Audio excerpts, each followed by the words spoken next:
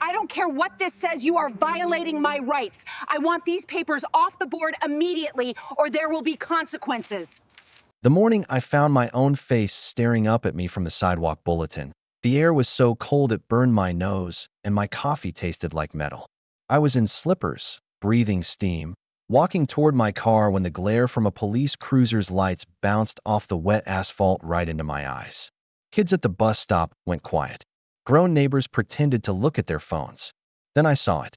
Our little community bulletin board by the sidewalk was covered, edge to edge, with plastic sleeves and printer paper. My name in giant bold letters. My address. Grainy photos of me taking trash out at 9:00 p.m. Red arrows pointing straight toward my house like I was some crime scene. That's how Karen doxed my address on the Sidewalk Bulletin in 63 pages. Having no idea I am their Inspector General. And that was the exact moment this war started. On top of the packet, she had written in red marker, "Dangerous rule breaker." My hands started to shake, more from rage than the cold. Each plastic sleeve was taped down like some weird art show. One page complained that my porch light was hostile. Another page claimed my car was abandoned because I parked on the street one night. I could smell fresh tape and cheap ink. Behind me, I heard a whisper. "Don't look at him. Karen said he's crazy." My heart pounded, but I kept staring, reading every lie about me hung there for the whole neighborhood to see. I tried to handle it the normal way first.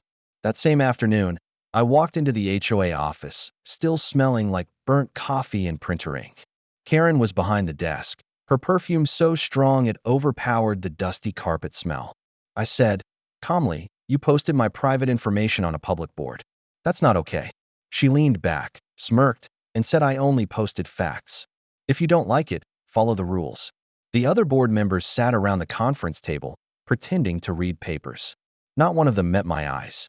When I asked them to remove the packet, the president cleared his throat and said, "We support Karen's right to inform the community." Later that night, a neighbor texted me, "I'm so sorry. I can't say anything. She'll come after me next." That's when I started writing it all down. Timeline item 1, April 5th at 4:27 a.m. False trespass, call. I went back over months in my head and saw the pattern. The 11 noise complaints when I had no guests. The 3 times police showed up because someone said I was prowling my own yard. The anonymous note about my scary recycling bins. Patterns of false reports can be prosecuted. I knew that from my day job. That line in the sand showed up clear in my mind that night as I sat at my kitchen table, the smell of leftover pizza and highlighter ink around me. I promised myself I would not yell, not slash tires, not stoop. I would use proper channels only. But I also knew more about those channels than Karen ever imagined. Because from Monday to Friday, I worked for the County Inspector General's office. My unit? Oversight of housing associations and community boards. She hadn't just messed with a neighbor. She messed with the person who audits her. The next morning, I put on my work badge and drove downtown. The elevator hummed, and my stomach did the same. At my desk, I pulled up our complaint system and typed in our HOA's name. The screen filled with lines. 16 complaints in 2 years about targeted harassment and selective enforcement. At the county records window, I asked for all related files on our association, and the file landed with 63 pages. I flipped through, and there she was. Karen's name on almost every incident report, always against problem neighbors. I lined up photos, emails, and call logs in a binder. I printed the sidewalk docs packet as evidence, every wild sentence. Then I opened a new case file. I kept the language simple. Use of HOA position to harass resident. Misuse of common bulletin board. Possible retaliation. I submitted it to my supervisor, who raised his eyebrows and said, "You live there?" I nodded. He stared at the stack and said, "Then we treat this by the book." Full investigation. Formal audit. 2 weeks later, on May 3rd, 2024, our HOA got a notice of mandatory compliance review. Karen posted in the neighborhood app that it was just a routine check, nothing to see here. She didn't know who was leading it. The board called an emergency meeting for 7:00 p.m. The room smelled like stale coffee and fear. Folding chairs scraped on the floor as neighbors packed in, some already holding their phones up, recording. Karen stood at the front in a bright blazer, her stack of papers hugged to her chest like armor. When the HOA president announced, "We have a representative from the County Inspector General's office. Please come forward," I stood up from the back row. The silence was instant. Someone whispered, "Oh my God." Karen's smile slid right off her face as I walked to the front, set my binder on the table, and introduced myself in my official voice. "Good evening. My name is Name, and I am the inspector assigned to your association." I opened the binder and turned the cover so the room could see. First page, a photo of the Sidewalk Bulletin with my address circled. Second page, the caption she wrote about me being dangerous. Third page, my timeline, including my favorite line in bold, timeline item 1 April 5th at 4:27 a.m. false trespass call. Next to it, the police log showing no issue found. I explained the rules in simple words. An HOA cannot use its platforms to shame or endanger residents. Posting personal information like an address with accusations is harassment. Misusing police resources wastes taxpayer money.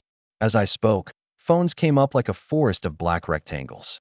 One teenager in the back whispered loudly, "Bro, this is going on TikTok." Karen tried to interrupt, but the HOA president held up a hand. "Let him finish," he said, voice shaking. Then came the flip. I played a short clip from the officer's body cam where Karen insisted I was sneaking around my own porch and demanded they teach him a lesson. The room actually gasped. I showed the stack of past complaints from residents about her behavior, names blacked out. I showed the ledger where association funds paid for printing community packets that were really just her rants. When I read the line calling my porch light a weapon, someone snorted, then a wave of laughter broke out. Karen's face turned the color of her blazer. Mascara streaked at the corners of her eyes. She kept saying, "This is a misunderstanding. I was protecting everyone." But even the board members leaned away from her like she carried a bad smell. That be why the end of the meeting, the HOA president had no choice. In front of everyone, he announced that the board accepted the findings. Karen was immediately removed from her position pending further action. The board voted to issue a written apology to me and any other residents she targeted. The county required them to attend training and update their policies on privacy and harassment. Police issued Karen a warning for misuse of emergency services, and she got fined $2,000 by the association for unauthorized printing and posting. When I walked out into the night air, it felt warmer. Neighbors came up one by one, no longer afraid. A mom from across the street handed me a cup of coffee and said, "I'm sorry we didn't stand up sooner." Kids ran around the now empty bulletin board, which only had a notice about a summer block party. A week later, that same board held drawings from neighborhood kids and a flyer for a community garden I helped start. The smell of fresh dirt and new flowers filled the air as we planted together, and for the first time in a long time, this place felt like home again. Please follow for more HOA showdowns like this. Do you think she got what she deserves? Comment below.